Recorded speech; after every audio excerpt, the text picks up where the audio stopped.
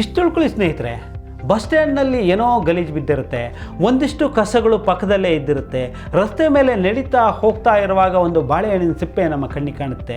ಅಯ್ಯೋ, ನನ್ನ ಪಾಡಿಗೆ ನಾನು ಹೋಗೋವನಿಗೆ, ಹೆಚ್ಚೆಂದರೆ 10 ನಿಮಿಷ ಬಸ್ ಕಾಯುವನಿಗೆ ಆ ಕಸವನ್ನು ಎತ್ತಿ ಪಕ್ಕದಲ್ಲಿ ಬಿಸಾಡುವ ಅಥವಾ ಕಲ್ಲನ್ನು ರಸ್ತೆಯಿಂದ ಪಕ್ಕಕ್ಕೆ ಎತ್ತಿಡುವಂಥ ಉಸಾಬರಿ ಯಾಕೆ ಅಂತ ಯೋಚನೆ ಮಾಡಿರಬಹುದು ಅಲ್ವಾ? ನಾನು ನೀವು ಸಹ ಹಾಗೆಯೇ ಯೋಚನೆ ಮಾಡ್ತಾ ಇದ್ದೀವಿ. ಜೀವನದಲ್ಲಿ ಯಾವತ್ತೂ ಹೀಗೆ ಯೋಚನೆ ಮಾಡಿದ್ರೆ ನಮ್ಮ ಭೂಮಿಯಲ್ಲಿ ಯಾವತ್ತೂ ನಾವ್ಯಾರೂ ಬದುಕಲಿಕ್ಕೆ ಸಾಧ್ಯನೇ ಇಲ್ಲ. ಯಾಕೆ ಅಂದರೆ ಸ್ನೇಹಿತರೆ, ನಾವು ಈ ಭೂಮಿ ಮೇಲೆ ಬಂದು ಇದ್ದು ಹೋಗೋದು 4 ದಿನ.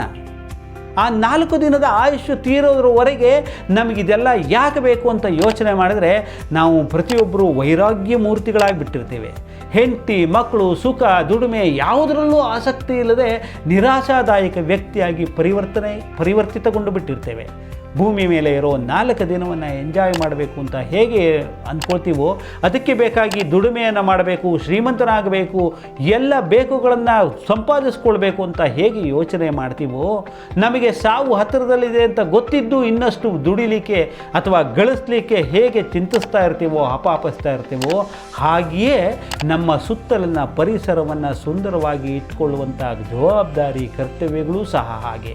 ರಸ್ತೆ ಮೇಲೆ ಇದ್ದಂಥ ಬಾಳೆಹಣ್ಣಿನ ಸಿಪ್ಪೆ ಅಥವಾ ಕಲ್ಲು ಅಥವಾ ಕಸದ ರಾಶಿ, ಬಸ್ ಸ್ಟ್ಯಾಂಡ್ನಲ್ಲಿ ಇರಬಹುದಂಥ ಅಪಸವ್ಯಗಳನ್ನು ಸ್ವಚ್ಛ ಮಾಡುವುದು ಸಹ ನಮ್ಮದೇ ಕರ್ತವ್ಯ ಆಗಿರುತ್ತೆ ಅಲ್ವಾ? Thank you very much.